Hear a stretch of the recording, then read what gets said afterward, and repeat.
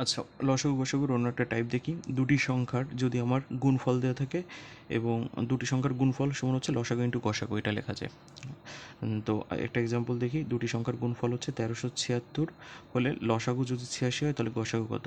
তো দুটি সংখ্যার গুণফল 1376 আমি বসালাম এই সূত্রের অনুসারে। 86 ইন্টু হচ্ছে গসাগু, তাহলে গসাগু হচ্ছে 376 ভাগ হচ্ছে 86। একদম খুবই সাধারণ সমীকরণের নিয়ম অনুসারে এটা করলে, আমরা সিম্পলিফাইড করলে দেখবো হচ্ছে 16। অতএব এই 16ই হবে হচ্ছে আমার এই গসাগু। আচ্ছা, আরেকটা এক্সাম্পল আমরা দেখি, যে এখানে দেখতে পাচ্ছি হচ্ছে গসাগু 16, লসাগু যদি 192 হয় এবং একটি সংখ্যা যদি 48 হয় তাহলে অপর সংখ্যাটি কত?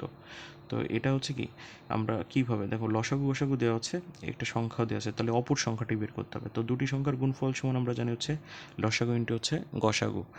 এবং প্রথম সংখ্যা, তাহলে দুটি সংখ্যা কীভাবে গুণফল হয়? প্রথম সংখ্যা গুণ হচ্ছে দ্বিতীয় সংখ্যা সমান হচ্ছে লসাগু ইন্টু হচ্ছে গসাগু। তো প্রথম সংখ্যা ইন্টু হচ্ছে দ্বিতীয় সংখ্যাটা ধরে, যেটা আসলে দেওয়া আছে ওইটাই নিয়ে আমি 48, এবং লসাগু হচ্ছে 16 দেওয়া, সরি, লসাগু হচ্ছে 192 দেওয়া, আর গসাগু হচ্ছে 16 দেওয়া, এটা গুণ করলাম।